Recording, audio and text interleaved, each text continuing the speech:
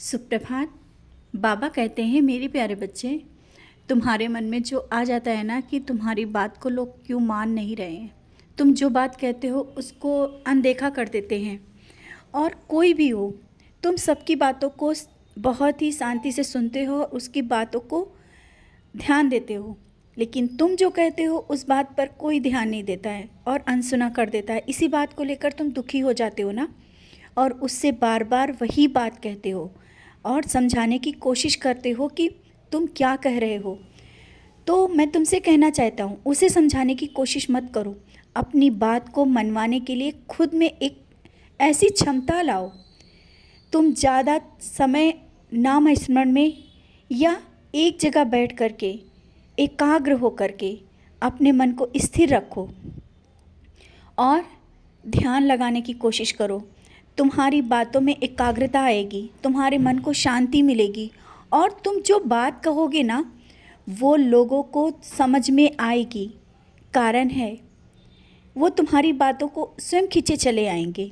और जो ज़्यादा बोलने की जो तुम्हारी जो थोड़ी सी आदत है ना, भले ही तुम अच्छा बोलते हो लेकिन जल्दबाजी में बोलते हो और जल्दबाजी में फ़ैसले लेते हो। इस कारण लोगों ने तुम्हारी बातों को अहमियत देना कम किया है। जानता हूँ सबके लिए तुम्हारे दिल में प्यार है, सबके लिए बहुत कुछ करना चाहते हो।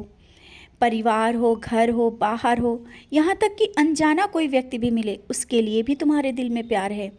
लेकिन तुम जो ये जल्दबाजी के जो फैसले लेते हो ना, इस कारण लोगों में थोड़ा सा तुम्हारे प्रति जो ये दूरी बनती है ना, उसे तुम स्वयं दूर करोगे। दूर कैसे करोगे समझ में आ गया होगा ना। ज़्यादा समय नाम स्मरण में दो। और जो बच्चों को लेकर के तुम्हारे मन में बहुत सी उलझनें हो रही हैं ना, कि बच्चे सही रास्ते पे नहीं जा रहे हैं, कहीं ऐसा ना हो कि कुछ गलत हो जाए। क्या तुम चाहते हो सिर्फ बच्चों का भविष्य पढ़ाई से ही निर्भर है? उनको अच्छे संस्कार दिए हैं ना तुमने, और जो अच्छे संस्कार दिए हैं वो व्यर्थ नहीं जाएंगे। भले ही तुम्हें लगता होगा कि तुमने कोई कमी तो नहीं की है, नहीं, तुम्हारे जो ये कर्म हैं ये बच्चों को भी पहुंच रहे हैं। ऐसा नहीं है, क्योंकि तुमने अपना सब कुछ उनके लिए ही सौंप दिया है और बार बार कहते हो कि मुझे कुछ नहीं चाहिए पापा, बच्चे स्वस्थ रहें, परिवार स्वस्थ रहे, सही रास्ते पे बच्चे जाएं, यही है ना। तो बच्चे तुम्हारे कभी कोई गलत रास्ते पे नहीं जाएंगे, और अगर गए भी हैं ना तो वापस आएंगे।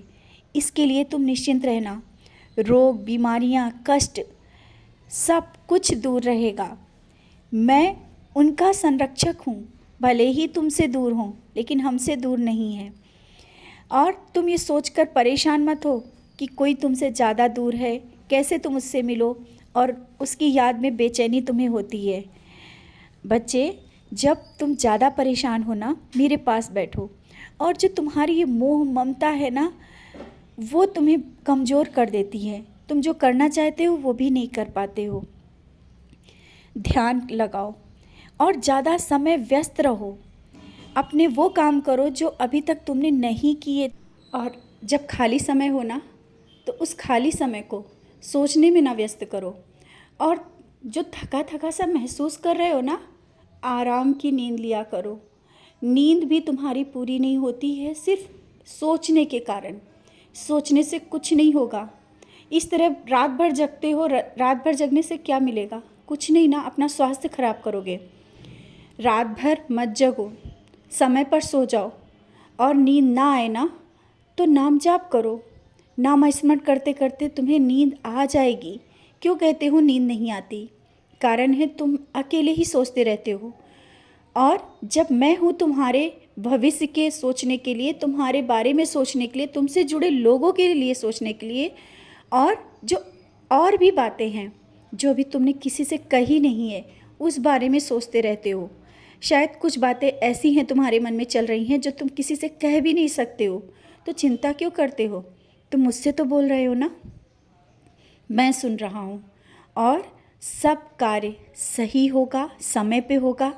तुम्हें चिंता करने की कोई ज़रूरत नहीं है, बस तुम खुश रहा करो।